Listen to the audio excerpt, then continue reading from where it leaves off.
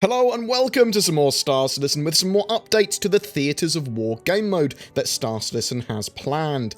I have another video going over Theatres of War in a lot more detail and my experiences and what CIG have said about it from CitizenCon. I'll put the links below for that because it's worth having a look at if you don't know what the game mode is. But briefly, Theatres of War is a Battlefield 5 rush-style, objective-based PvP team mode for Star Citizen that uses the scale of Star Citizen's planet tech and combined arms gameplay to have this sort of like beast where ships, vehicles, and infantry are all fighting over these objectives that change. At least that's the idea. They are still on track to launch, at least for testing, Theatres of War Tau in the first half of 2020. They need it to be in players' hands ASAP so that they can test that, and they are on track to do that as well.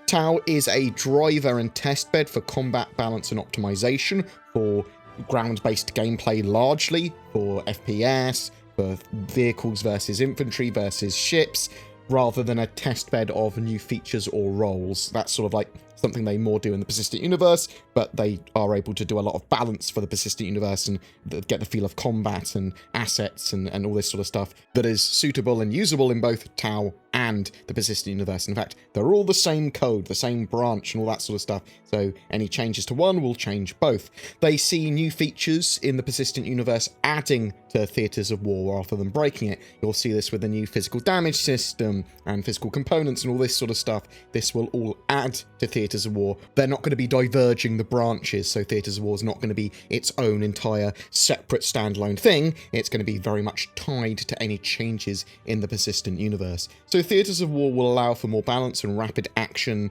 large-scale battles from Star Citizen's universe without the risk of Persistent Universe loss. This should allow for much quicker balance of items and weapons due to its fast-paced nature and the action style of its gameplay, though I would like to point out that it's not taking as much into account for certain types of gear that might only be used or are more likely to be used in the Persistent Universe. So stuff that's potentially more reliable or cheaper or easier to maintain, or you have to find expensive ammo for or something like that. That's something that will be used differently in the Persistent Universe because of the way it's used, if you see what I mean. In Tau, you'll just respawn. In the Persistent Universe, eventually with Death of the Spaceman, you're going to have much more of a risk-reward in your actions. So players are going to act very differently in Theatres of War than they would the Persistent Universe.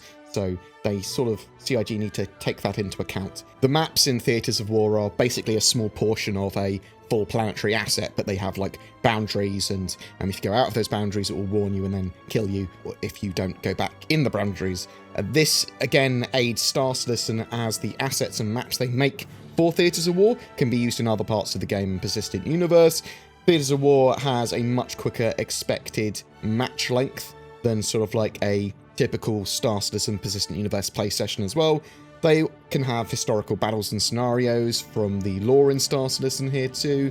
They are working on one scenario at the moment, Crossroads of Crime, which is the mission that they showed at CitizenCon. And once they've wrapped up that scenario, they might potentially look at capital ships and more maps and more scenarios. Persistent Universe and Squadron 42 locations could all be used as levels. They can build some pretty interesting scenarios, and these will help build other missions, points of interest, assets, and all that sort of stuff in the Persistent Universe as well. There was a large amount of feedback that they gained from the playtest demo, which I also played at CitizenCon, and a survey of 280 people that played Tau then, and 220 apparently replied, and though we did get little tiny bits of flair for replying, we got some a hat and some cool little glasses for use in the Persistent Universe. But the survey itself was quite granular in nature and asked you about all the aspects of the game, what vehicles and weapons are used and that sort of stuff. CIG also said that there was an overwhelming amount of people saying that it was incredibly fun from that survey, though I'm sure that the event and the LAN nature of playing this contributed to that sort of rating.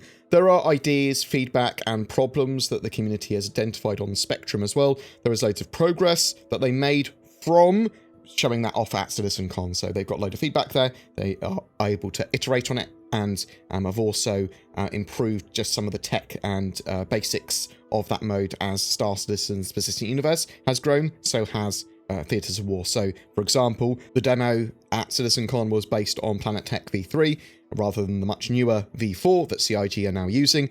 Tau is now using that V4 tech, and it should look a lot better because of that. Also, since CitizenCon, the physics proxy refactor was consumed into Tau, as was the server-side object container code stuff, although that's not a huge benefit for Tau specifically. It is obviously part of the core code.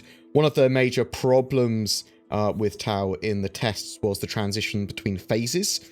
So once you complete an objective, or after a certain amount of time, objectives will change. And it wasn't immediately clear where to go, how to get there, how far it was, where the rest of your team was, all that sort of stuff. So there were waypoints, but the urgency or context for defending them, or what the defending team or attacking team should be doing at any given time, and getting the defending team to be able to regroup properly so they can actually defend the next objective is obviously quite important as well. So this led to some people running kilometers to the next objective rather than spawning there or getting a vehicle there, had people driving around in areas that they didn't need to be and where there are no other players. So CIG are putting some bits together to help with that.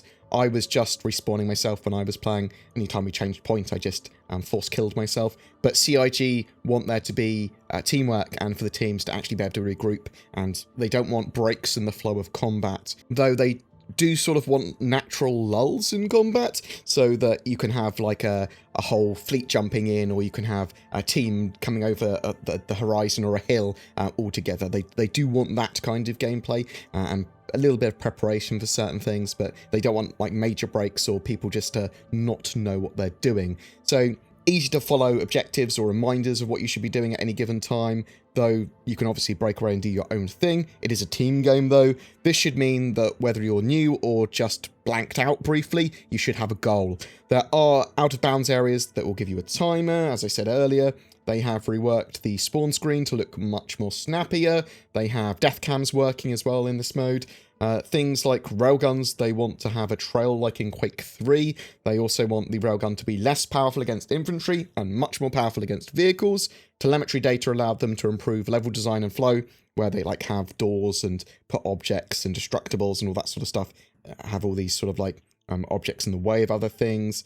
The game feed was also updated. They can set vehicles as spawn points, so you can have the Urza Rover as like a rallying point for your team, where you keep on spawning infantry out of it until it's destroyed, and a good few more other improvements that they will talk about later. They had issues with the Valkyrie being overly resource intensive for what their needs were for the CitizenCon demo, so they are optimizing that and other ships at the moment. Currently, the minimum amount of players that you can play the game with is 8, so 4v4 in Tau. The map at the moment can take 20v20 match sizes, though, at least the Crossroads of Crime map that they've shown, and they will potentially raise that cap. They talk about potentially having it as 100 or more in the future, but it's going to depend on whether it makes sense for the game mode and any given map and how everything evolves. You can also join matches in progress, unless there's only a couple of minutes left in that game mode, in which case you can't.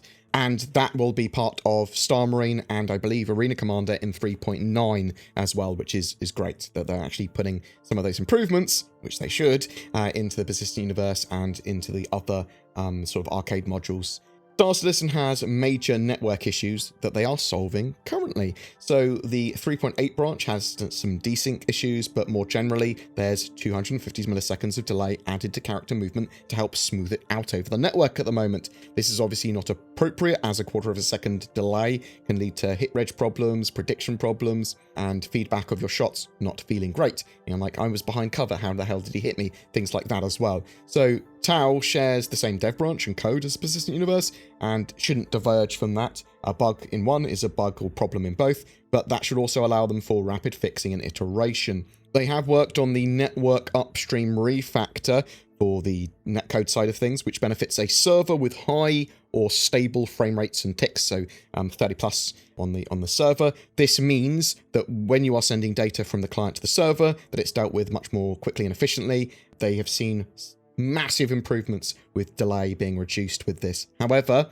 the Persistent Universe requires more server optimization and server-side object container streaming to be dialed in to make use of this, whereas Theatres of War is obviously much less server intensive because it's just a very small section of the universe that has to sort of like control and look after. In addition to that, and potentially quite importantly, they've been able to reduce the quarter of a second delay a bit more dynamically. So what they do is they smooth out animations and prediction, and they call it time rewind. So less judder and twitching, but also less delay, ranging from rather than 250 milliseconds to 50 to 120 milliseconds. This will make a massive difference in the persistent universe when it's dialed in.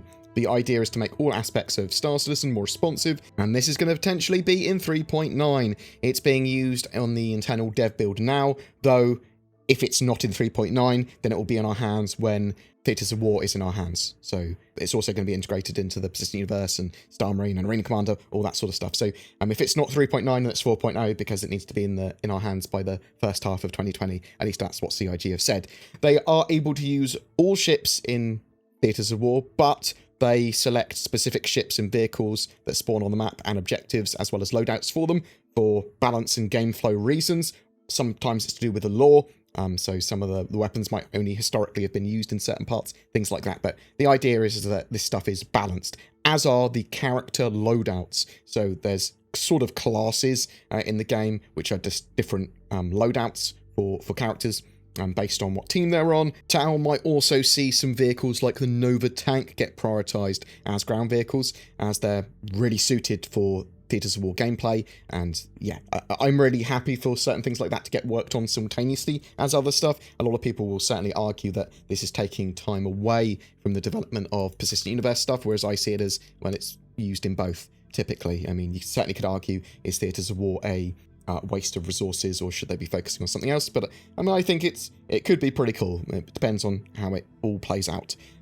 Theatres of War was built with a small dedicated team, and they're going to continue on to work on it, but also it will improve the wider PU experience as they're directly connected. They want the PU and Tau to be fun now, or as early as possible. Tau will see real benefits to Star Citizen is the plan. Bots-wise, CIG have said it stands to reason that it will have a bot mode eventually. They obviously have one for Arena Commander, Pirate Swarm, and Vandal Swarm already. PvP is very different from PvE though. The team that has built the Good Doctor map also helped with Tau obviously, and they want a PvE mode on that map at least in the not too distant future once AI is in a better place. And Sean Tracy said that they're not too far away from that now apparently, though there is a focus on Tau as a gameplay mode currently, so we'll have to wait and see exactly when that's all added. But I think it's very possible that we will see PvE ground-based and possibly even combined arms-based arcade modes for Star Citizen, or modes for Theatres of War or StarEngine in the not-too-distant future. They want environments to be more interactive and partially destructible as well, where it makes sense. There will be destructibles in Tau and the persistent universe as well. There's obviously glass planes, which are in the game now, so they are more 2D destructibles. But they're also going to be objects that take damage too. Some of these are going to have pre-baked states, so they literally just change. They know how they're going to look when they're damaged already. You have that sort of preset way. But there's also ways that objects could potentially get damaged at real time, although this is much more resource expensive and heavy, and reserved typically more for Squadron 42 things. The Good Doctor map will see more destructibles in the form of props and objects first, probably. Something cool that they talked about for the future is that they've been working on weaponizing some transit systems, think like a train or tram with the weapons on it for Tau, or potentially other places in Star Citizen in the future. And that's it for a little bit of a data burst about Theatres of War or Tau and what CIG have said about it recently. I'm actually quite looking forward to it being in a much more playable state than it was at CitizenCon. I mean, it was good at CitizenCon, it was very playable, but Theatres of War promises to have much more playable, flowing gameplay than the persistent universe does. So it doesn't matter about persistence, really, in Theatres of War. I can sort of like jump in, play, get better at Star Citizen, more comfortable with Star Citizen, get better at combat, jump right into the action, that sort of stuff with Theatres of War. There's a lot of stuff that the persistent universe needs before it's fun and playable and sort of mainstream, whereas Theatres of War doesn't need as much at all, although it does need good network code and a lot of polish. Releasing this mode without enough polish is my one fear, but what do you think? I'm interested to know.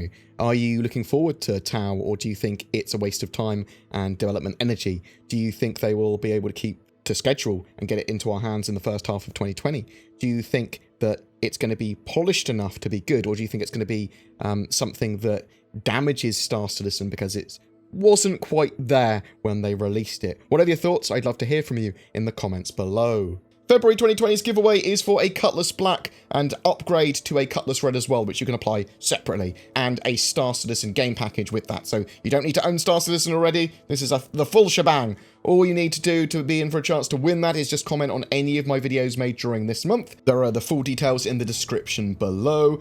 I'm a massive shill for a couple of services that you might find useful. NordVPN, they provide an affordable VPN service that provides many improvements over a free VPN. I use them. They have a huge range of servers, allowing you additional safety, security, and help you get access to content. It's usable while you're playing games or streaming or whatever. You can find the links down below, or use the code BoredGamer to get up to 70% off and an additional free month as well. There's ShadowTech as well. They are a subscription-based cloud gaming PC service, allowing you to stream a gaming PC environment to another device, meaning that you don't need to own a gaming PC or upgrade. You can stream to your phone, you can stream to a lesser PC or a laptop or whatever. They are planning some amazing 4K gaming systems for 2021, and there's a waiting list for them, but you can use their boost service, which is great for Star Citizen currently, and new accounts will activate in April for that. Right inside the Star Citizen now for 3.9. Again, links below, and use the code BoredGamer for discount. BoredGamer is a community-supported channel, and you can help by liking, subscribing, and sharing these videos, as well as sharing your feedback in the comments below, or even emailing me at contact@boredgamer.co.uk. There's loads of links below to all my sort of social medias and Discord servers and all that sort of jazz. Viewers that would like to go beyond that, there is Patreon and YouTube channel membership. The join button below the videos, that gives us extra money so that I can, expand the channel and buy hardware and all that sort of jazz. It really does help. There are some bonuses and exclusives for those people as well, but I do want to make content for everyone regularly, so you are helping support that. Content for everyone! Woo! Thank you so much for watching. I wish you good fortune for February and in the verse.